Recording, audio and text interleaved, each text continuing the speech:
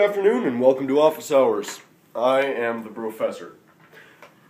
Last class we talked about Germanic languages, the Germanic language subfamily, and how English is a member of this subfamily. Now, I'd like to review a little bit and talk about some of the terms we discussed last class. So, if you can remember, please follow along. One of the first terms we talked about was a language family. I don't think I'm going to write that on the board, I think you can remember. And we also talked about the Germanic language family, which includes which languages? Well, just to give you a refresher, English is one of them. So let's write English. Good. And German. Dutch. And the Scandinavian languages. Now, what are some of the Scandinavian languages? One of the languages we talked about last time was Icelandic, which is notable for its isolation and its very slow rate of change. I think, if you'll remember, the Icelanders are able to read thousand-year-old manuscripts as if they were written in modern times, which is very interesting. Now, when we talk about Scandinavian languages, we're also going to want to talk about Danish, Norwegian, Faroese. If you don't know what that is, it's a language spoken on the Faroe Islands of the North Sea. And Swedish. Did I mention Swedish? Maybe. But we're not going to talk about Finnish. And that's a common misconception that many people have. Finnish is not a Scandinavian language.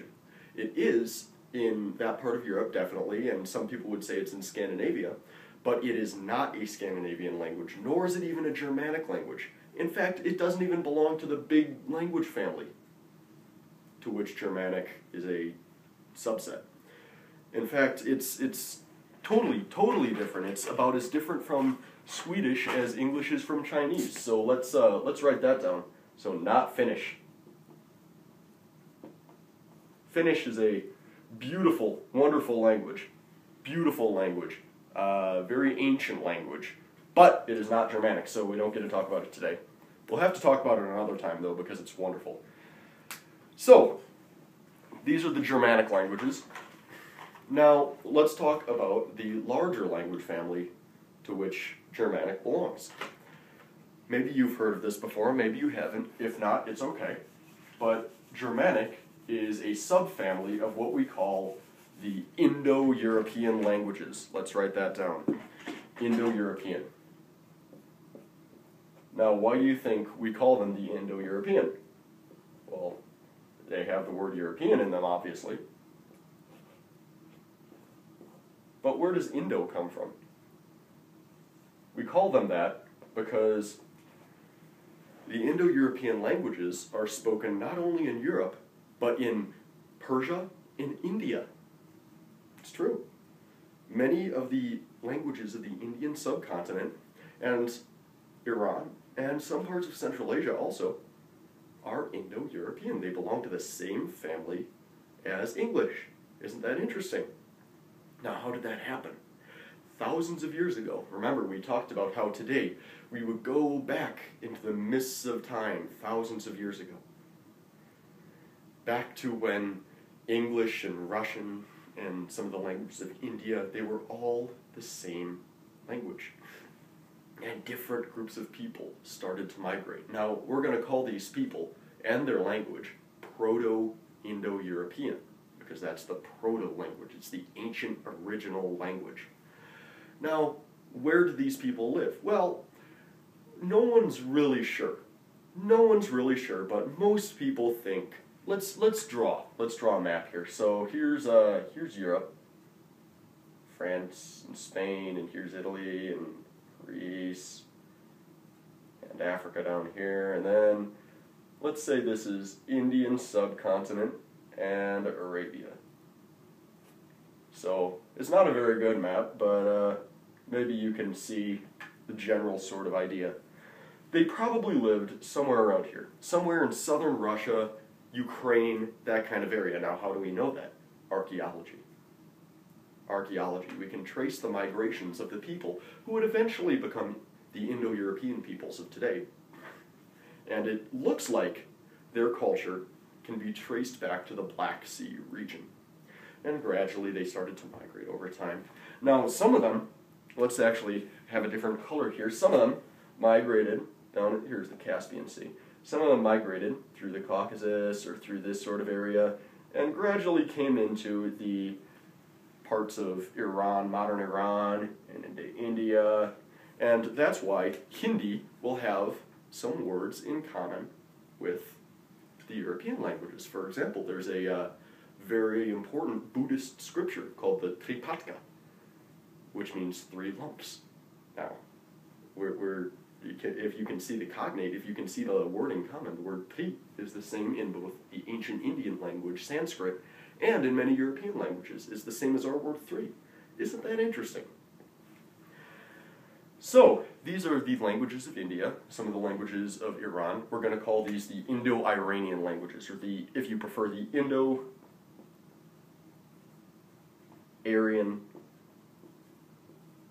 languages.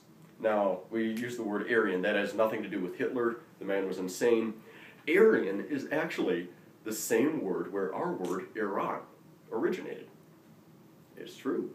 It's true. The true Aryans were the peoples of Central Asia who traveled and nomadized with great herds of sheep in the western steppes of Central Asia and gradually moved down into Iran and conquered parts of India. So, the Indo-Aryan peoples, among them were what are called the Scythians, and they were the first nomadic civilization. They traveled around, they lived in yurts. In fact, if we traveled back in time, maybe we would think that we had been transplanted to Mongolia. That's the kind of culture that they had, so they were a very mobile people. So that's one reason why the Indo-European language family has spread so far. But let's return to Europe for a moment. Now, we've already talked about the Germanic languages. So, some Indo-Europeans moved this way, excuse me, into Northern Europe. And there they encountered some people who were already there. And these were seafaring people. They had boats and seafared, if you will, in the Baltic Sea region. And how do we know that? We know that because of Germanic words that have to do with the ocean and seafaring and boating that are Indo-European. For example, the ancient Proto-Indo-European word for sea or ocean must have had something to do with mar or mora or something. It sounded something like that. Now, how do we know that? Because the Spanish word is mar, the Latin word is mare, the Russian word is morie.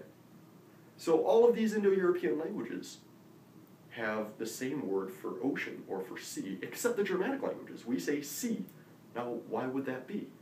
And we say keel for the part of a boat. That's not Indo-European either. So we must have encountered someone who knew a lot about the ocean, and we must have learned from them. And what do we call these again? We call them loanwords. Sea is a loanword from whoever was in Northern Europe first into the Germanic languages. Let's talk about some other branches of Indo-European. In fact, we're going to talk about the languages that came out of Latin. So let's draw an arrow for the migration here into Italy, and these people eventually became who? The Romans. They became the Romans, and they dominated Europe for a good 1,000 years. Or they were a major power in Europe, rather, for a good 1,000 years. Maybe they dominated Europe for 500 years.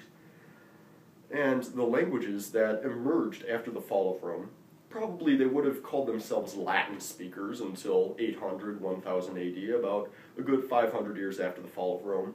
But then they started to call themselves Spanish speakers and French speakers. Now, let's take a second here. Let's take a break and name as many of the Latin-based languages. We call them Romance languages. Romance, let's write that down. Romance.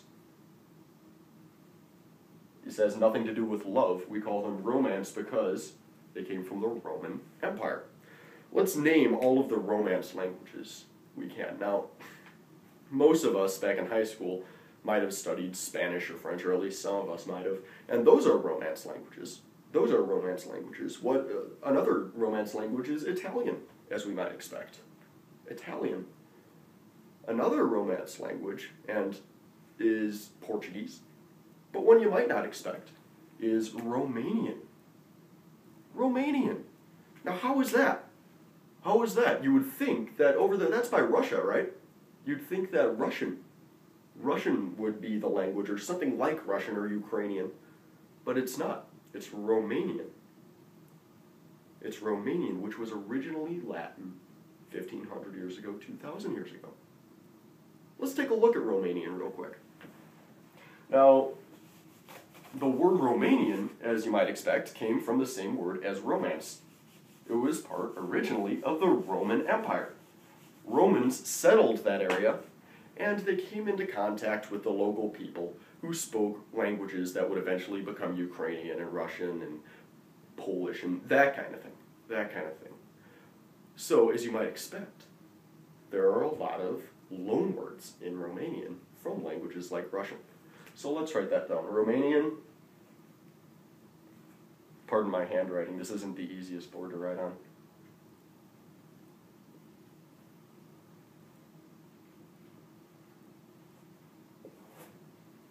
So, lots of loanwords from Russian, and it also doesn't help that, or maybe it does help the loanwords, that Romania was kind of in Russia's sphere of influence for many centuries.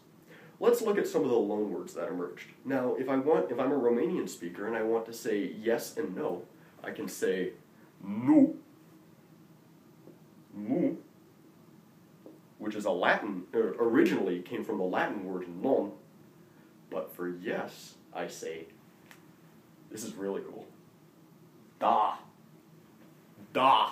Now, what language did that come from? Sorry, Russian. It came from the Russian language. So we can see that even very common words, like the word for yes, has been borrowed and loaned, if you will, from another very powerful nearby language. So that's one of the factors that will lead to a lot of loanwords in a certain language. If your neighbor is very powerful, you're going to want to kind of sound like them because you think it's cool. You think it's cool and high class. On that note, I had an excellent question from someone on my YouTube comments, and he asked, well, Professor, you talk a lot about loanwords. Can you give us some examples in English? I certainly can. I certainly can. If you will, let's return to the Norman invasion, which was, if you'll remember, in the year 1066. Now, before this, the English language sounded a lot like German or Old Norse, right? Or maybe Dutch. After that, the French speakers came over, the Normans came over to England, took over, and became the new noble class. So they started to use a lot of their words in English when they tried to communicate with the local people. Now, what kind of words emerged? Well, let's look at our words pork and beef. Both of these are originally French words. They were originally French words. And so let's think about that. Why don't we say pig and cow for the thing that we eat? Why do you think that is? Well, the Normans were noblemen. They didn't have to work. The only time they saw the pig and the cow was when it was on their plate. And they were able to tell the other people, the people who spoke Old English, original Old English, to go and do the work. And then the other people worked for it and then brought the food to them, and then they called it pork and beef. And that's why today we say pig and cow for the thing that's walking around, but pork and beef for the thing that's on our plate. People heard the Norman conquerors saying